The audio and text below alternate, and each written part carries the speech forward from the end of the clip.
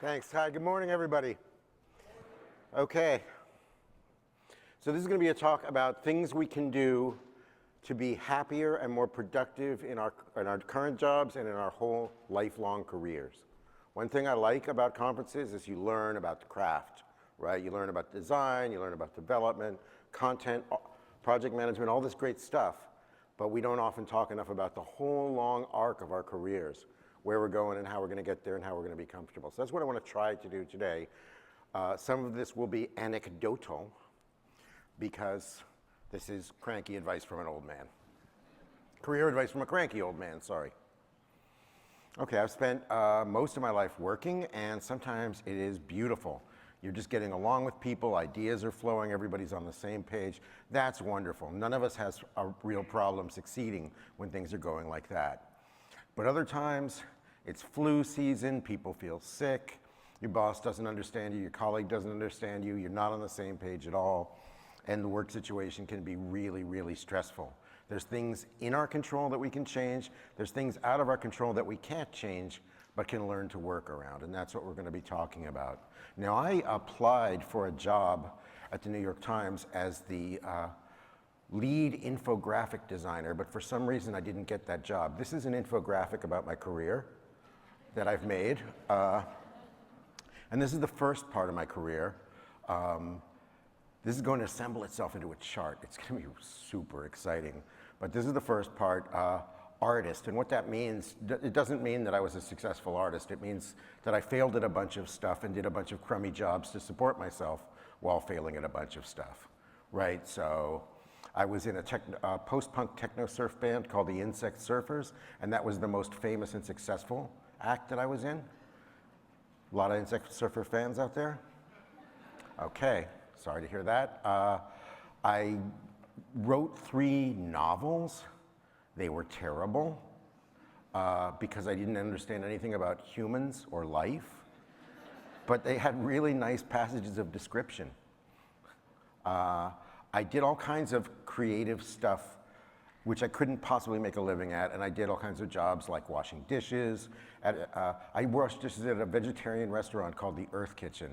I am sorry, I know what that sounds like. But I would like swirl peas and carrots in soapy water all day long. Then I would go home and dream that I was washing peas and carrots in soapy water all night long. Then I would get up, my body sore and aching, and have to go into work, and I was like, why don't they pay me for sleeping? Because my whole life was obsessed with it. It took like, for 2 weeks, literally, that's all I could do, all I could see and all I could think. I had a job where I was a pipe dipper, which is not as good as it sounds.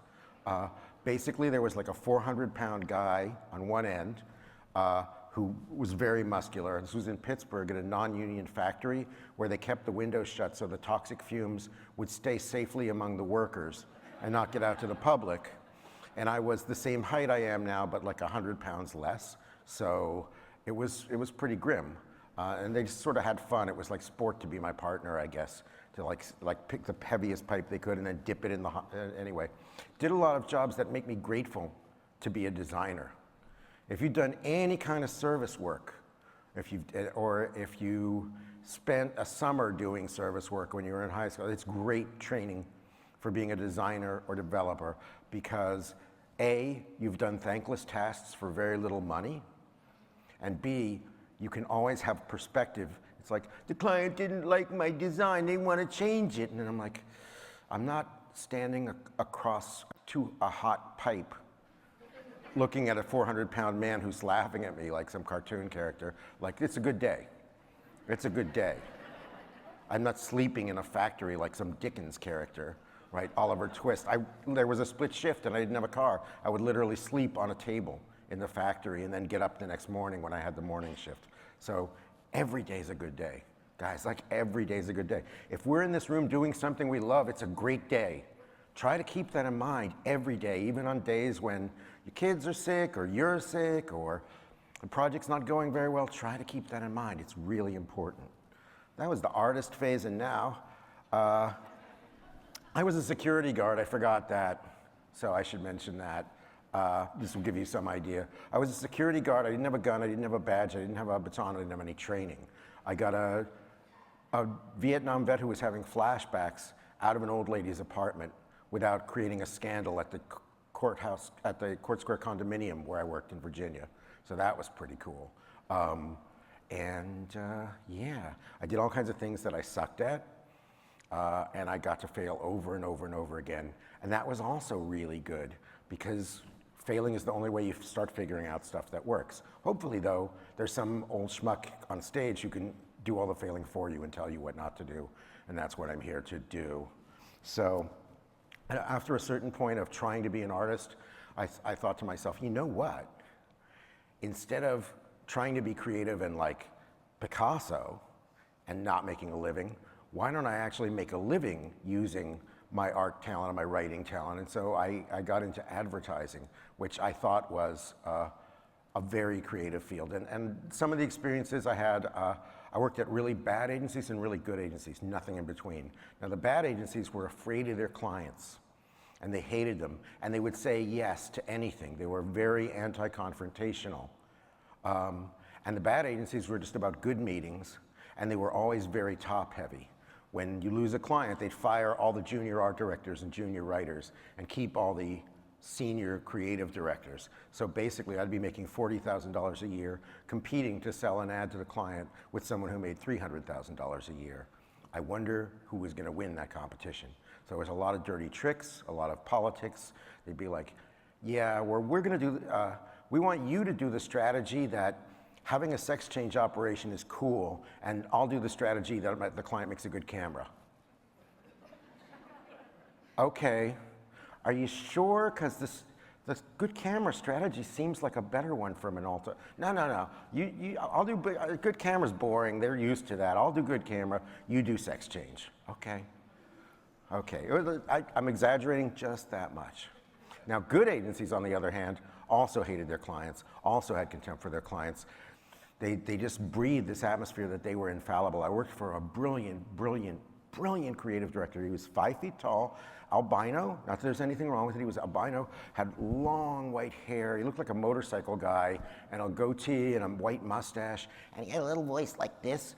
And he was the toughest person I ever worked for. He was brilliant and super tough. One time I started explaining my work to him, because that's what you do at a bad agency. I'd been working at a bad agency, and you'd explain why you'd execute it a certain way.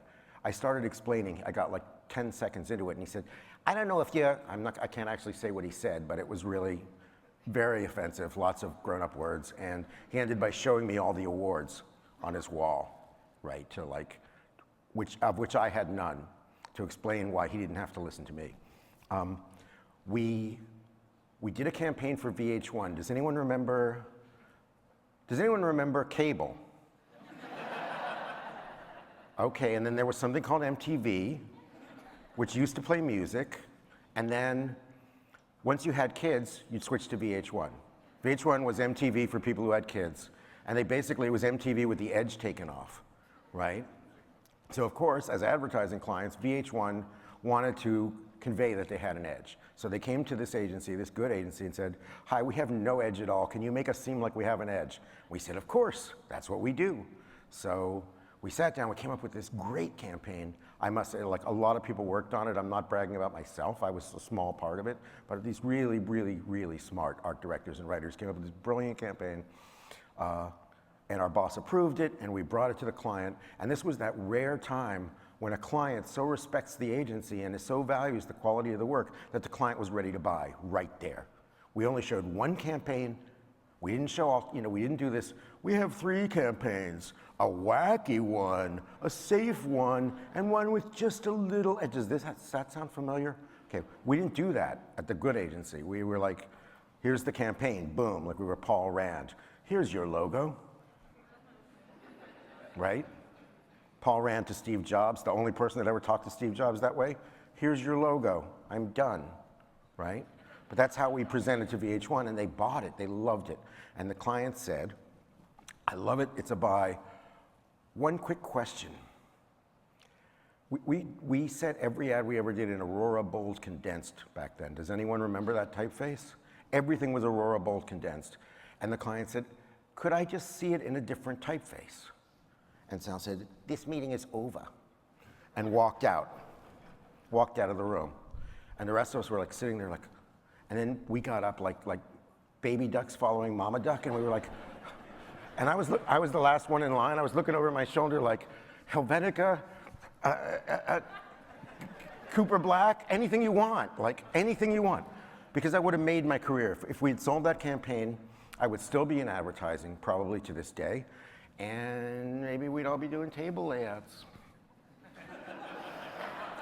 But anyway,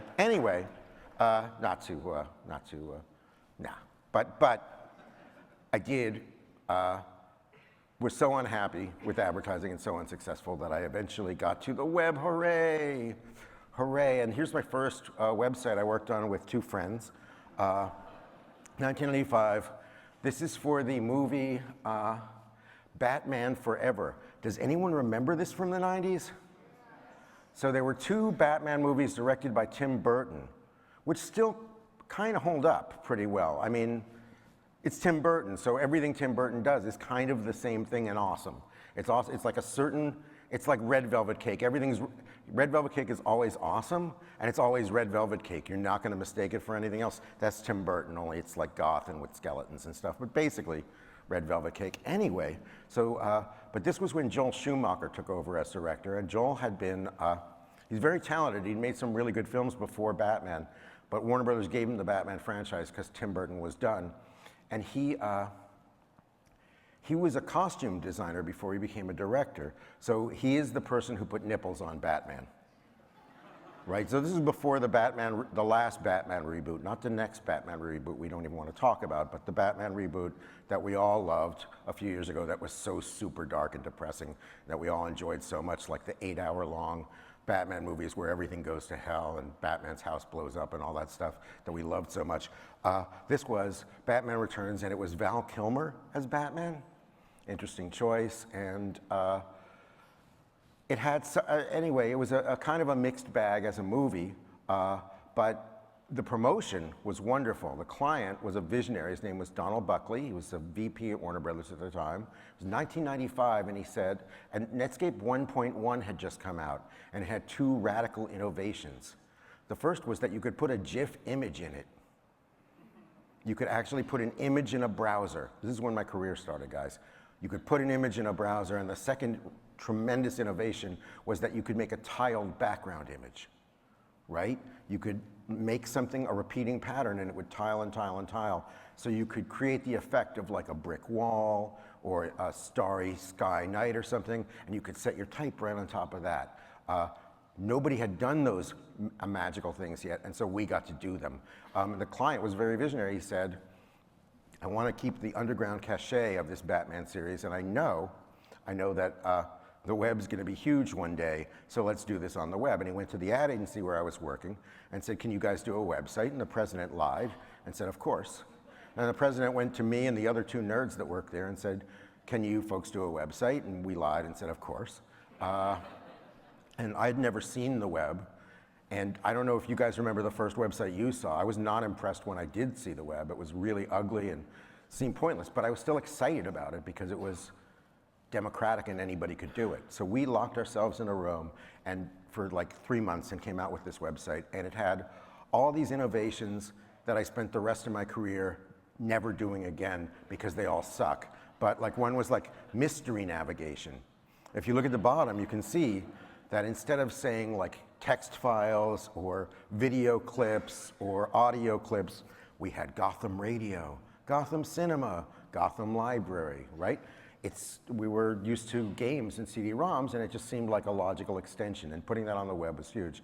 And we had a push animation, like 5 years before Flash. I'm really old. 5 years before Flash, we had push animation, and that is where we took a picture of, we took the DC Bat logo, shrank it by 20%, exported that as a GIF, shrank that by 20% again, exported it as a GIF, shrank again, exported. So it was the same image getting smaller and smaller. Then we reversed it so it was the same image getting bigger and bigger. And we hired a guy named Doug Rice from a company called Interactivate that no longer exists to write a Perl script. Does anyone remember this stuff? Perl, P-E-R-L. It was awesome. And he wrote this Perl script that basically did a stagger stop animation, because 14.4 and 28.8 modems were how people were accessing the web at that time.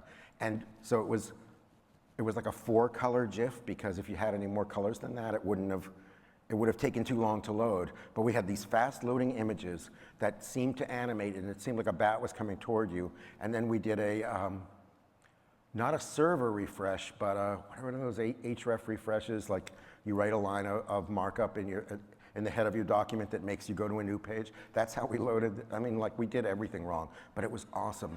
And 3 million people were using the web at the time, and 1.5 million of them came to our site. And I had been an unsuccessful writer, artist, and musician. And all of a sudden, 1.5 million people were looking at something I worked on. And I was like, I know what I want to do for the rest of my life. And I never looked back, and I was so, so happy. And so I've worked as a creative director for other people. I've worked for myself. I've been the owner of company. I've been the employee. I've done a lot of stuff, and I've learned from all these experiences things like work never sells itself. We've all been has anyone ever been in a room where they had to present design? Any designers in the audience? Have you ever, maybe early in your career, nervously shown your boss or coworkers the design and said, here's the logo, and as you can see, here's the navigation, and then I've got a sidebar over here on the side, and then we have a big donation button, and here's our hero image, and here's where we have our text file. And that would be great if the client was blind. Then that would be a really good thing to do. You'd be doing closed captioning. But if the client possesses sight and has some experience, then you're just insulting them and annoying them, and they tune you out immediately. And if you then come and have any points to make, you're lost. Work never sells itself, and you also can't sell it the way you might sell it to a design school professor, right? So in design school, you might say, I have a classic Swiss grid, and I'm using like only 2 weights of the same typeface, and like all this stuff that seems really cool in art school, but nobody cares about it when you're doing the website, because what they want to care about is, are we going to get more conversions? We're losing business. Will this help our shopping cart problem? Right? That's what they care about. So will this load fast enough? If you really work for someone enlightened, they're like, will it load fast enough? That's great. If you have a boss that cares about that, that's golden. But that's not usually the case. But so work doesn't sell itself. You have to sell it, and you have to sell it reminding them the business problems that everyone agreed to solve, why we're here, and addressing the business issues that the design changes are solving, right? And another great way to sell, I'm sure you all know this now, but the more you can prototype and get the boss or the colleagues to actually click something that's clickable and drag borders on something that's responsive, the easier it becomes to sell, because they're actually experiencing with a website or a web application that you've designed, instead of looking at a comp where they may be thinking about breakfast or how they're going to pay for their kids' orthodonture, or that they don't like the purple that you used, right? Never talk about the aesthetics. Never talk about the aesthetics. Never say like, I chose this purple because, unless you're working for an international, if you're working for an international foundation that brings medicine to everyone in the world, and there are certain colors you can't use because they mean death in Indonesia or whatever, then you can talk about color. Although you shouldn't have that when you're presenting. You should have had that conversation early in the process during discovery. But never talk about the aesthetics. Talk about the business problems that you're solving. I learned from being fired a bunch, from seeing people promoted a bunch, and from eventually getting promoted 1 or 2 times, that attitude trumps work in most companies. There's a corollary where there's a way out of this, right? So if you have a bad attitude, I do have a way out of it for you. But let's say you're just grumpy.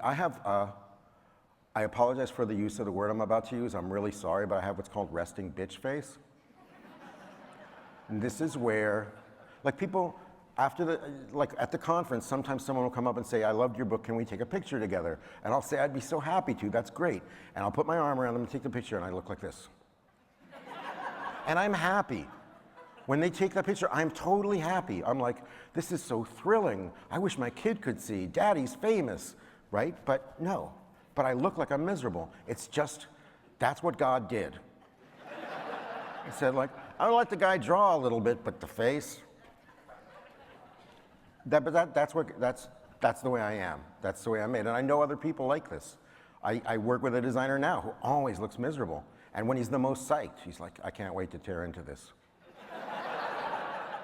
It's hilarious. It's like you have Buster Keaton on staff. But I'm sympathetic and I get it. And also our group is very small. When you're a small group, and I'll talk about this more, you more put up with stuff. But in a big company, especially, if someone has a bad attitude, so I used to think, let's say that I was the best copywriter at a particular agency. I would expect to be promoted. And if I drank in the middle of the day, arrived late, complained about my hangover till about 1 in the afternoon, and then left early, but I did the best work in the shop, I expected to be promoted because in my head it was Mad Men.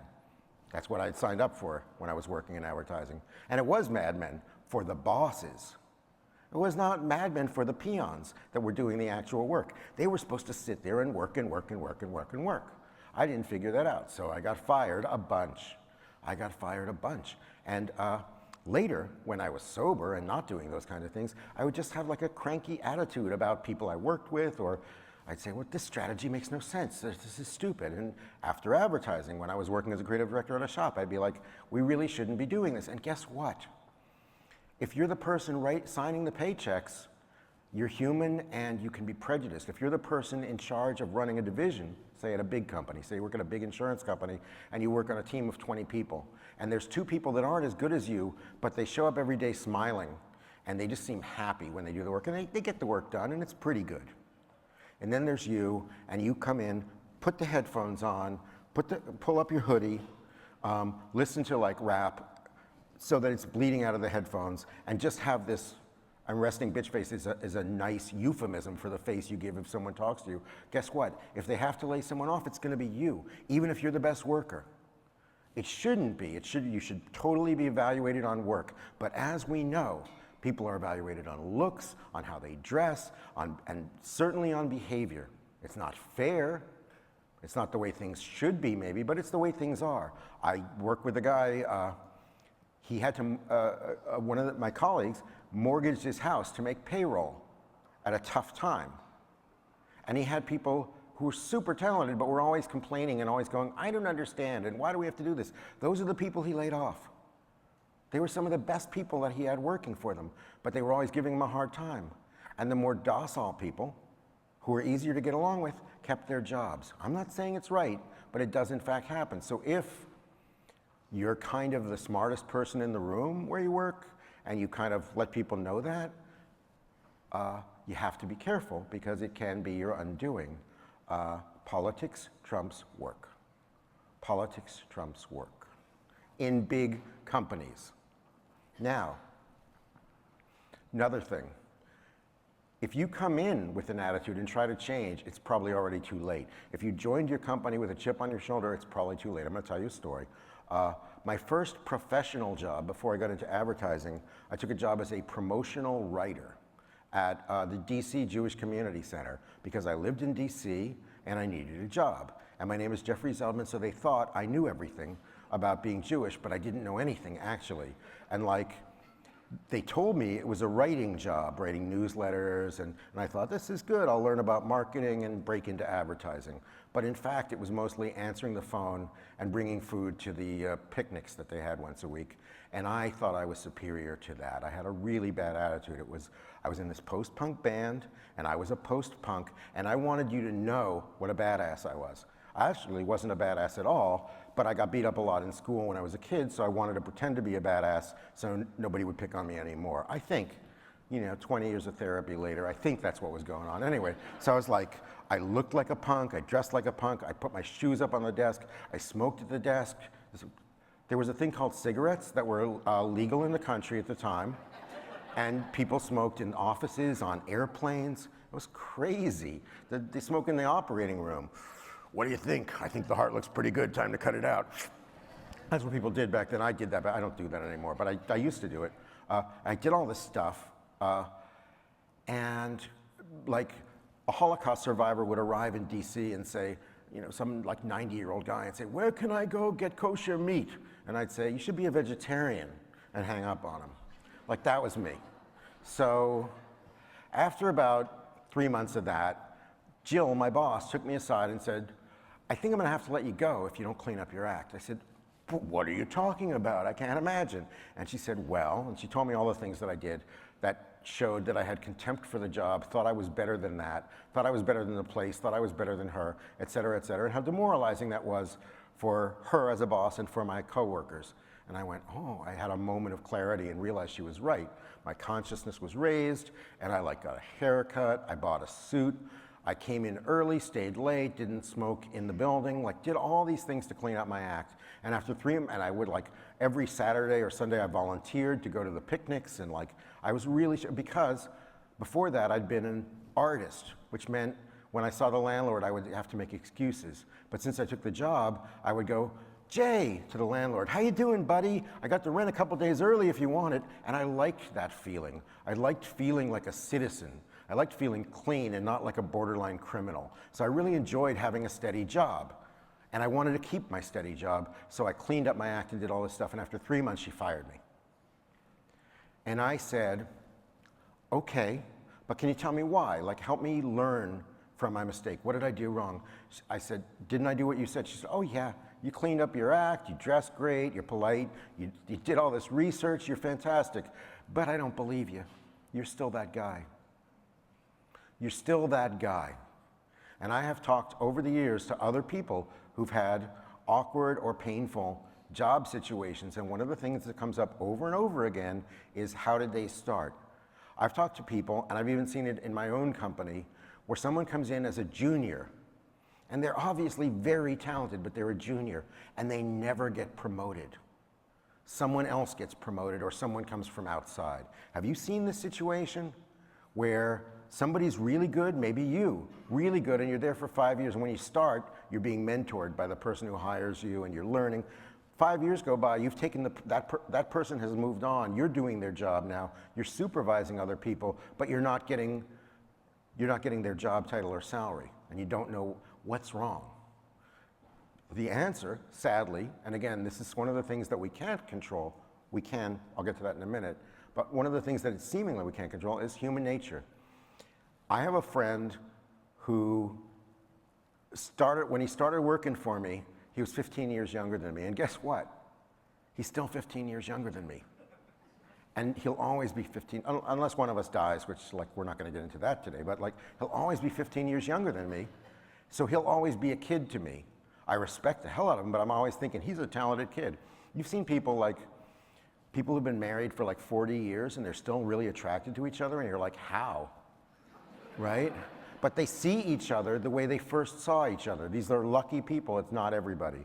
But some people, in their marriage, they're able to keep seeing the person they dated in college or high school or whatever, and they keep seeing that person no matter what. And that's wonderful, right? They see the growth, but they also still see that vulnerable young person that they fell in love with. And the negative flip side to that human tendency is that sometimes a boss sees you as a junior and you can't get out from under that. And if that's the case, you have to leave. You either have to quit the job or you have to move to another division. And that's really the way around a lot of the problems I've been talking about. If you work at a big company where politics trumps work, find a smaller division to work at. If you can't change that you like to wear headphones and have a nasty, angry face and keep your hoodie up, if you can't change that about yourself, because that's how you get in the zone and do all your great work, just move to a smaller division. Because at a smaller division,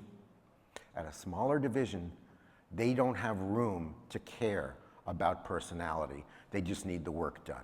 At a big division where there's 3 art directors working on something, 3 designers, 3 developers, if they don't like you, it's a problem. If you're the only developer in the group, the only designer in the group, they don't really have to like you. They just have to, as long as you come in and get the work done, they don't care if you put headphones on.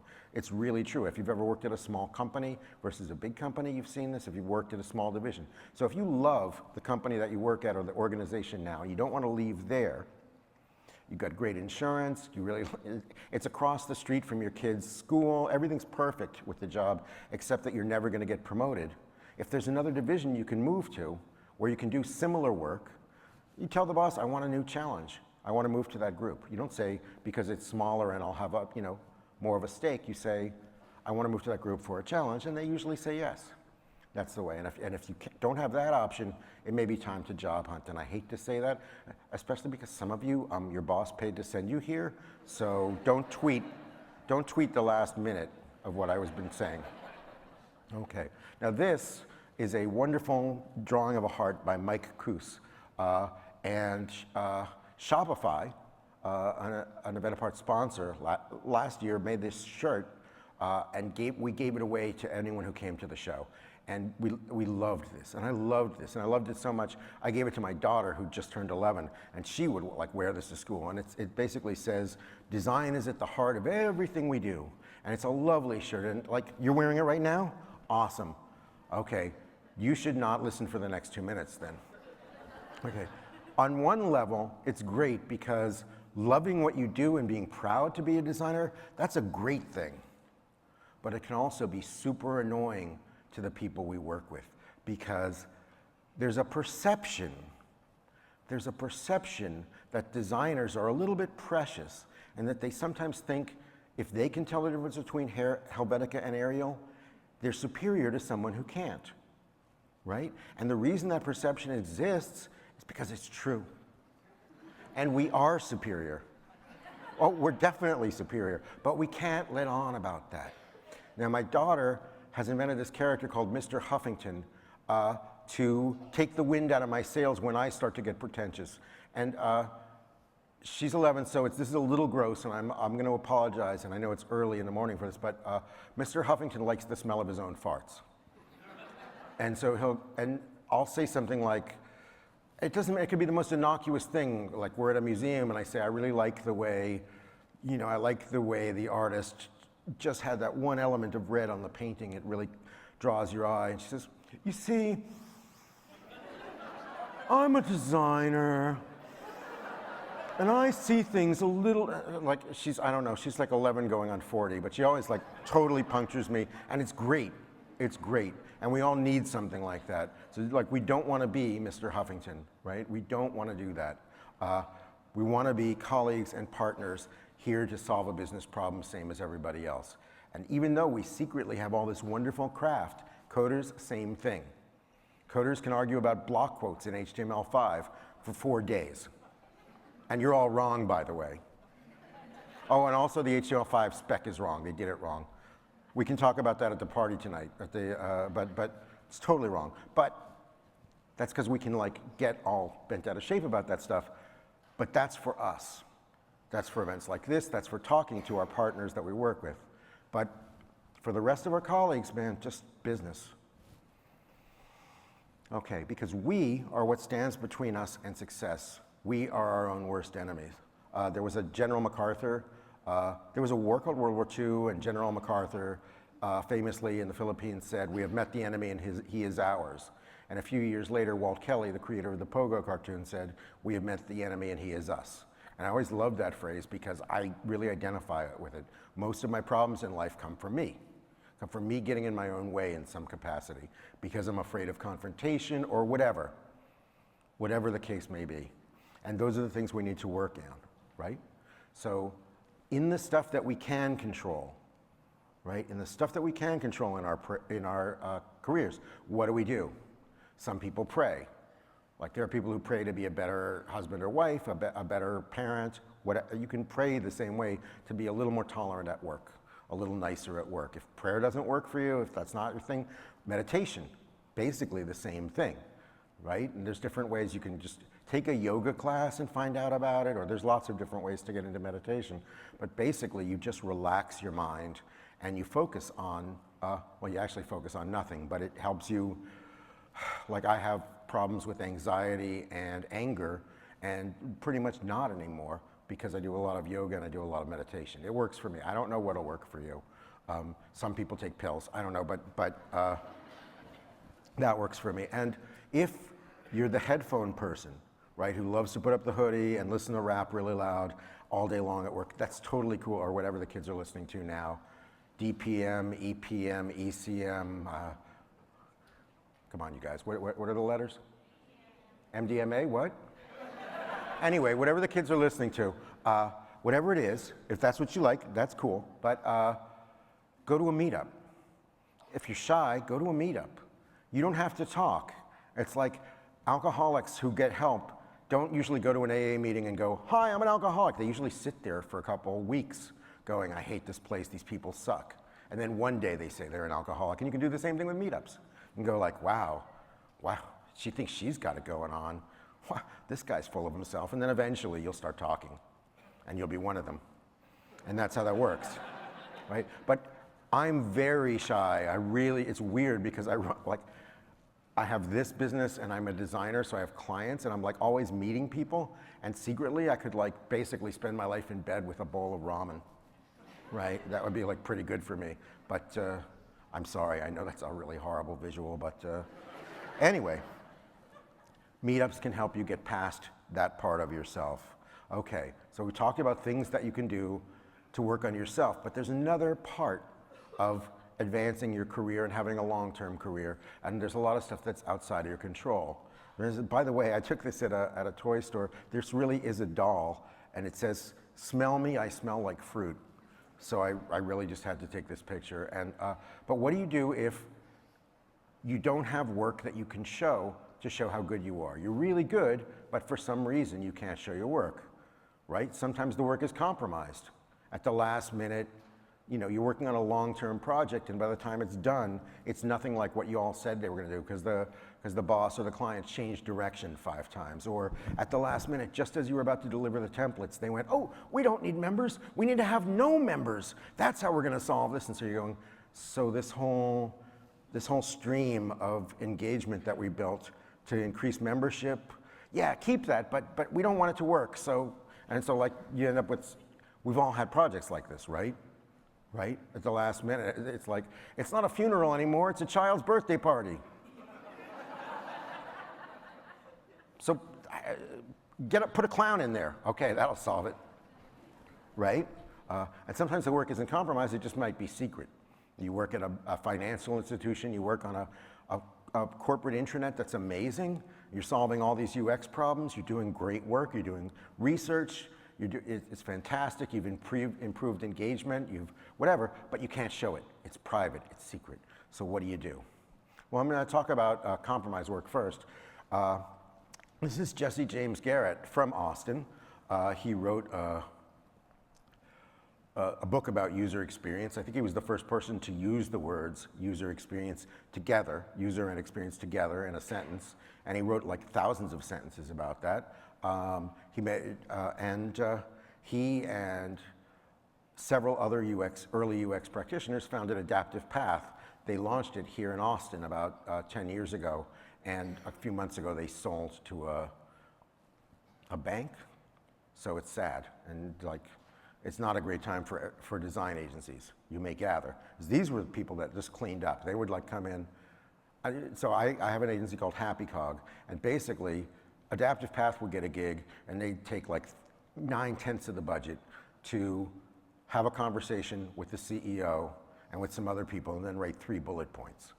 And then we'd come in for 1/10 of the budget and design, develop the site, put it in make a CMS, put it on the CMS, test it, update. I mean, I'm exaggerating a little, but they were like really smart consultants.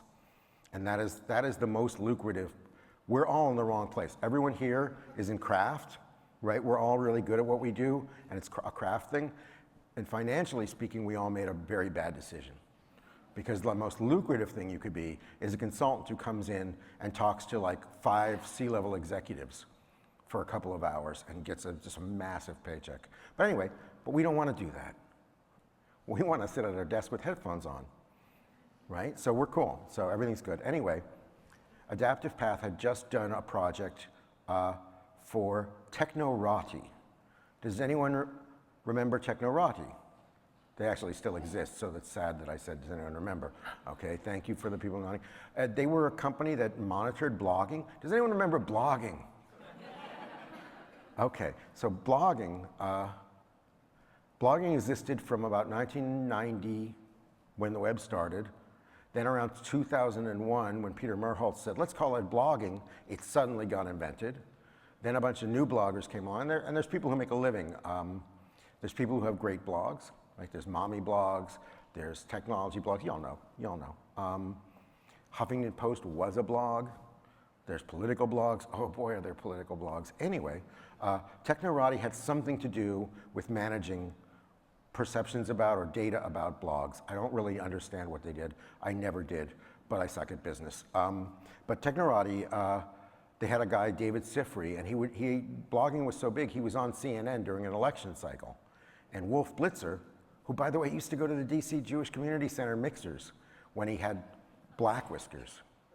He was a handsome young man and quite a catch, as I understand it. But now he's a senior news guy. Anyway, Wolf Blitzer would be like, well, we have David Sifry here from the blogs. David, what's happening on the blogs? And David would say, David would be sweating. That's how you knew he was a web person, because he was like, he looked uncomfortable, his clothes didn't fit very well, his hair wasn't professional, he was like me. He was like sweating, just looked, like a human instead of a TV personality. And he said like, well, the Democrats are saying Democrat stuff and the Republicans blogs are saying Republican stuff. And one would say, thank you for that insight, David Sifry. And that was, because they don't have a lot of time to devote. Anyway, that was the peak of blogging, and Technorati was the company that did the blogging stuff, and they hired Adaptive Path because hire the best. Adaptive Path was the most famous UX agency in the world at the time, so they hired them to do a redesign of their site, and mostly about, I'm sure, about user experience issues, and design being, graphic design being just a component of that. Well, at the time that this happened, this man, Tontik Chelik, was working for Technorati. Tontik is, if you know your if anyone's read my Designing with Web Standards book, just go to the index and look up Tontik Chelik, and that'll tell you what the amazing things he did before I wrote that book, and he's since done many more amazing things. But he invented, Barcamp. He invented microformats with my partner Eric Meyer and with Matt Mullenweg of Automatic and WordPress. He invented the Tasman rendering engine, which was the first browser to get CSS mostly right. He invented the box model hack, which made IE and other browsers render CSS layouts the same way. They wouldn't have done it without this hack. He invented that because this guy just legendary. He was like employee number 6 at Apple, just an incredible guy, brilliant guy. And he's also like a rock climber, and he can actually climb up walls. It's for real. We were speaking in Portugal at a conference, and there was this ancient church that was beautiful, and we were going in to look at it and take pictures, and he started climbing up the walls, which the Portuguese authorities didn't actually like. They don't really like, well, they certainly don't like dark-haired men climbing up the walls of their institutions, I think, is how we might put it. I don't know, but that was not a happy situation. But he's a great climber, he's a great guy. But he's also, like me, kind of a jack of all trades and could do a lot of stuff. And so he didn't like the way Adaptive Path had written their markup, so he changed it. Instead of saying, I'd like you to validate to this standard and here are my concerns, and he's an unusual client. Most clients don't even look at the markup, but he did. He didn't like the markup, so he changed it, and while he was at it, he started changing the design, because he's somewhat talented in that area.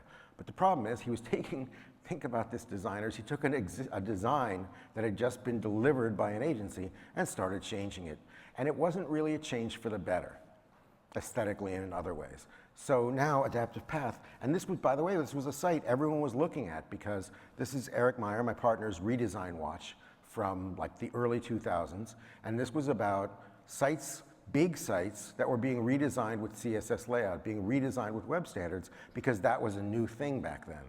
And every time a real site did that, not somebody's blog, but a big famous site like ESPN, which was redesigned by Mike Davidson, or Wired.com, which was redesigned by Doug Bowman. Anytime someone used CSS to lay out a website that was going to appear in IE6, that was big news.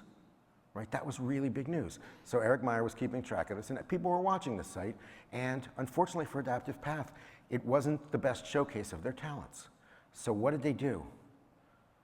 They wrote an essay about Technorati, what Technorati does. It was the first time I actually understood what Technorati's business model was. how proud they were to have been chosen, and some of the business problems their design solved. They didn't include screenshots.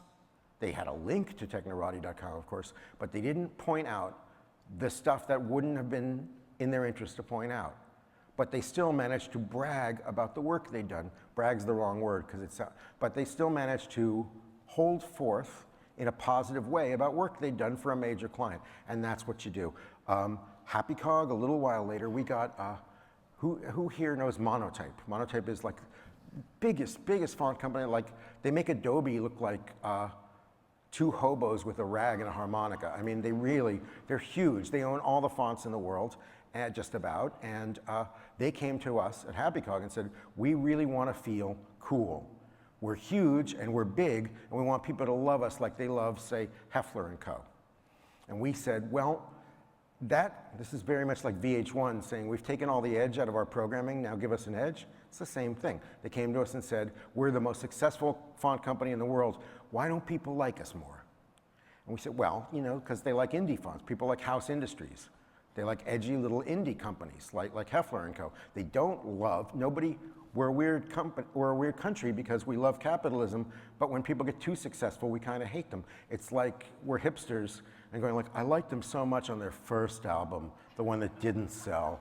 Then they sold out. Once they got airplay, I was like, really? Like that's how we are. So we said, we can't make you as beloved as like a little startup font house, but we can make you a lot more that way. And we talked about ways that they could bring the design public, bring unknown designers to the fore, use their homepage to showcase unknown designers playing with their fonts. And we built this whole thing in a meeting in our heads, and they totally bought into it and they loved it. And it was the best meeting, best kickoff meeting. A guy named Kevin Hoffman, who often speaks for Amanda Part now, led the meeting. It was a great meeting. It was like a 2-day meeting with these guys.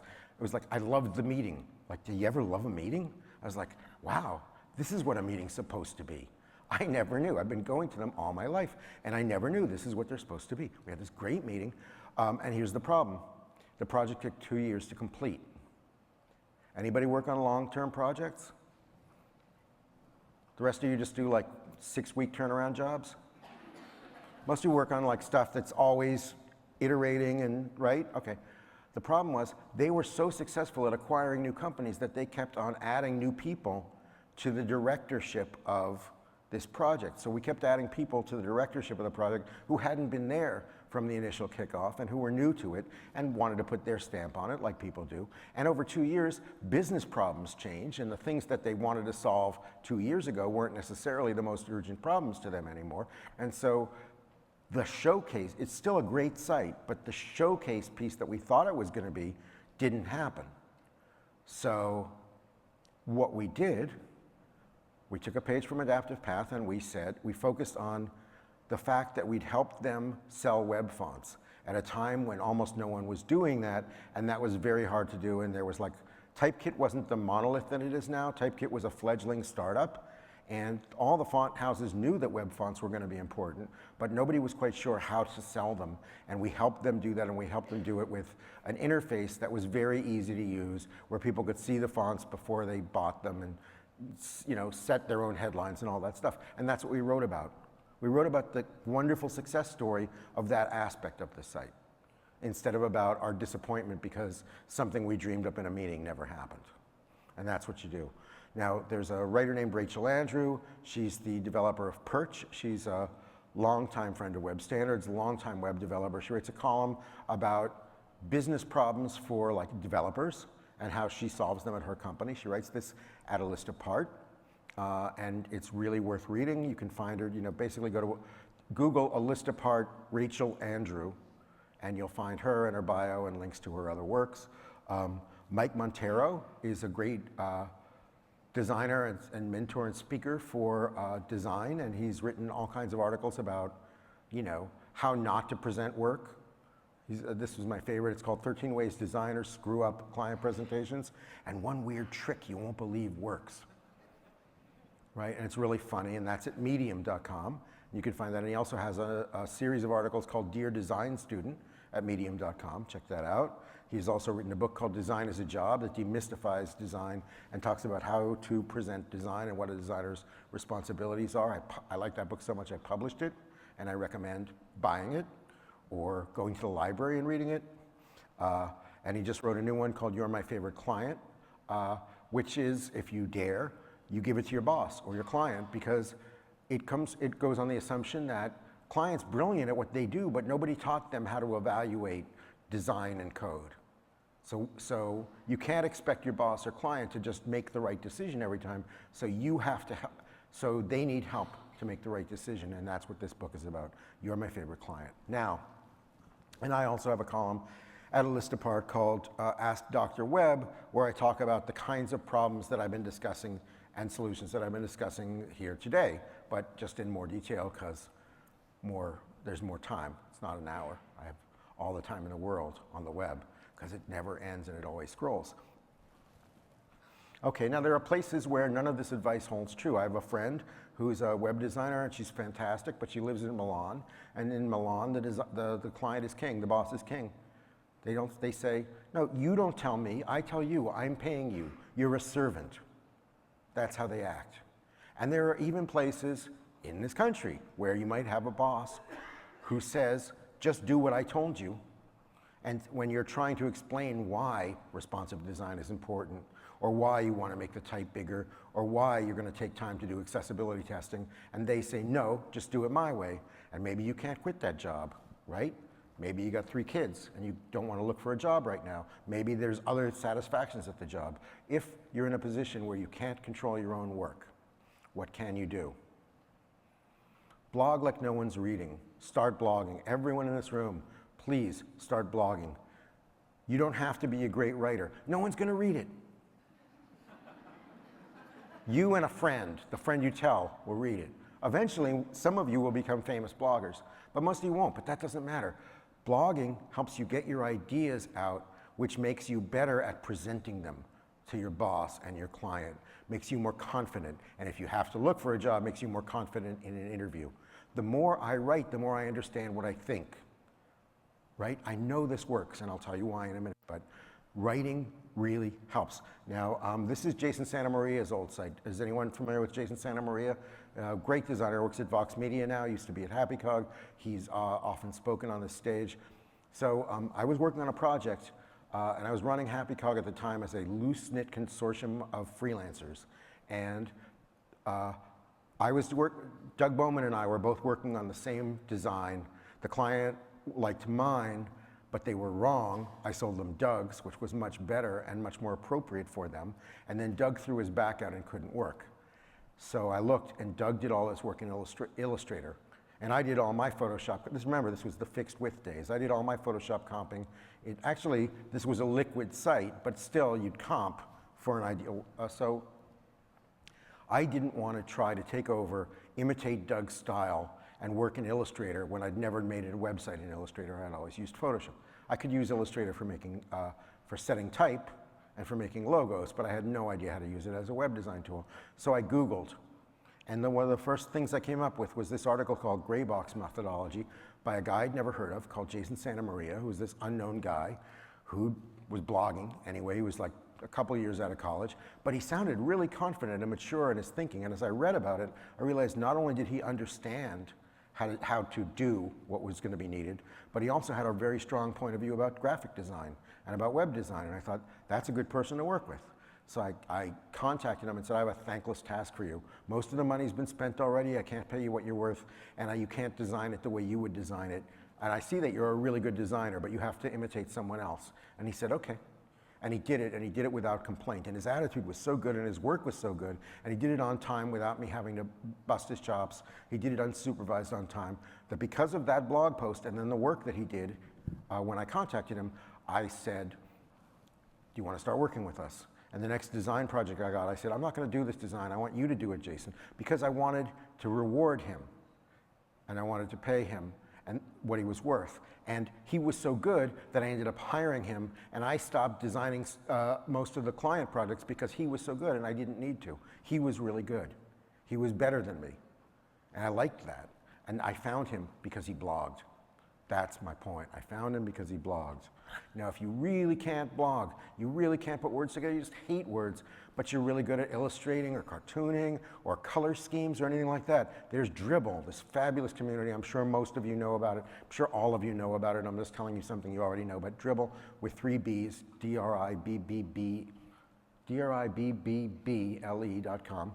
Dribbble.com is this great community started by Dan Cederholm, design hero, web standards hero, great person, lives in Salem, Massachusetts, where it's very cold, and they used to burn witches, which is horrible, horrible.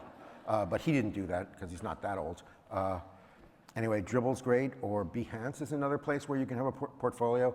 And every designer you know and every creative director you know goes through these sites all the time, looking for people to hire, looking for inspiration. Put your stuff out there. If your work is compromised, if your boss won't let you do your best work, put your work out on one of these sites, okay? Now, I know that blogging works because I started blogging in 1995, and because I blogged, I started to get a small audience, and the audience gave me the confidence to start the Web Standards Project with some other friends when we were troubled by browsers' poor compliance with web standards. I wouldn't have had the confidence to do that if I hadn't blogged. And because I did that, I also had the confidence to start A List Apart. And A List Apart is a magazine for web designers, which led to the creation of this conference. Wait a minute. I wouldn't be here, standing here doing this right now. It all came from blogging. That's my point. Where will your blogging take you? I don't know, but it's really worth doing. Now, there are things called group blogs. If you don't have the time or energy to put into a blog, but you want to, this one's called Fonts in Use.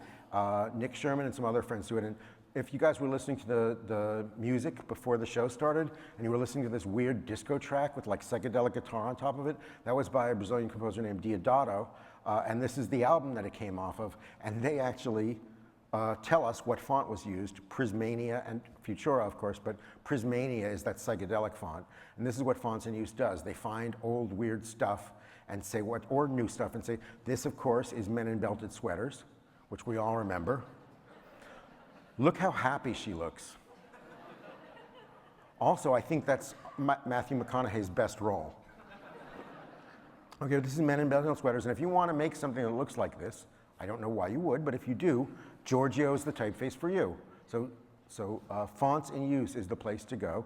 They also do modern stuff, but basically, you see something you like, and if you're good at this, if you're good at identifying typefaces, you can contribute to this, and they'd love you to, and it's very easy. If you're a coder and you want to contribute, the equivalent of group blogging is Github. Everyone here should have a GitHub account, I'm sure. And A List Apart, we put basically we put our whole system on GitHub. So if you want, you can actually look at our source code and make recommendations for changes to our website, and we look at all of them. So, and we incorporate some of them. So that could be a cool thing to do to get your name out there, to get people aware of what you do. And of course, there's CodePen by Chris Coyer, which is an amazing environment where people share cool stuff that they've coded, stuff that's not often practical, and that you're probably never going to get to do at your job, but that shows that you have amazing chops. So if you're like a killer CSS coder and you're doing very safe, tame work in your job, that's okay. You can go to CodePen and show people what you can do. It's a way to balance out. It's a way to have something else on your resume, okay? And the other problem is work can be secret because it's behind a firewall, because it's secret corporate stuff, and what do you do with that? This is SFX. They bought Arc90. Arc90 was a company that did all this work for banks, and they did amazing work, but they could never show any of it. All their client projects were secret. I have some friends at a small agency in New York called Byte Department, and all their work is secret. They do work for ad agencies. Basically, an ad agency has an idea for an app. They make the app. It's fantastic work. They can't show any of it. It's all confidential. And they can't list the big name clients they do this for. So what do you do in that case? You make your own stuff. Readability is a product that was made by Arc90 to show what they could do. And Readability was a product that basically took all the cruft, advertising and intrusive ads and interruptions, took everything like that out of a web page so people could actually read it. And used Hefler fonts to make it more attractive.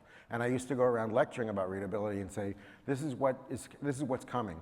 If we don't learn how to design readable pages, if we keep putting ads and crap in all our pages, then readability is going to do it for us, and we'll all be selling pencils. right, in Grand Central. As designers, we have to learn how to make readable pages. Readability was a product that put them on the map, and Kindling is another product that they did that put them on the map, so that even though their stuff was private and behind a firewall, they could still have something to show for themselves. The point today has been, don't wait for someone to hand you your dream job or dream project. That's not going to happen. You make it for yourself. You create it for yourself. DIY, people. You don't like what's on the radio? Learn to play guitar. Okay? I came to talk about 3 things. Know yourself, change yourself. Recognize your own limitations. We all have them. It's cool. And work on those, because by improving those, you can have a better long-term career and a happier life. Manage your managers. It's not your boss's job to understand about why readability is important or why intrusive popovers are a bad thing. It's your job to understand that and explain it to them in a way they can understand. And last but not least, blogs and side projects show how you think and what you can do. That's what I came to talk about. Thank you very much, and enjoy the rest of the show.